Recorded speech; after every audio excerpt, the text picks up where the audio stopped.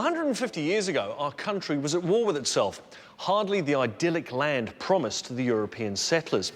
However, there was one maverick migrant who took to the battle head-on.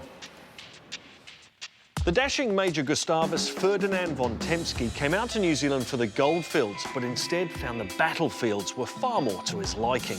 Von Tempsky was one of the most charismatic soldiers in the New Zealand wars, and this was partly because of his fighting style, which suited our rugged bush terrain and was really effective against Māori warriors.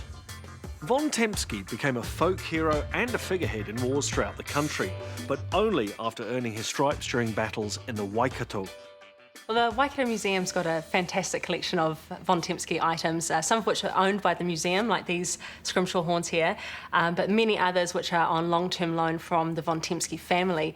Now, Von Tempsky was in the Forest Rangers, which was an irregular force, and they were designed to take the war into the bush, fight the enemy Māori on their own grounds and employ some of the guerrilla tactics that he'd picked up in his previous adventures.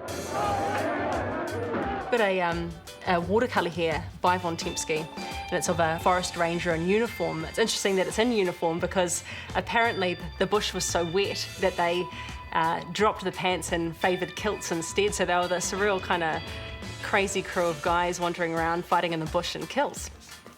He was regarded as a highly skilled amateur watercolourist, and he was one of the only artists in New Zealand history, a war artist that was actually fighting as well. So a lot of his works are really sought after by colonial collectors. As well as being a painter and a writer, he was also known for this scrimshaw work, which was etched into this bullock horn here. We've got Hone Heke and his wife, a biblical depiction, as well as a still life in the middle. And what were they used for?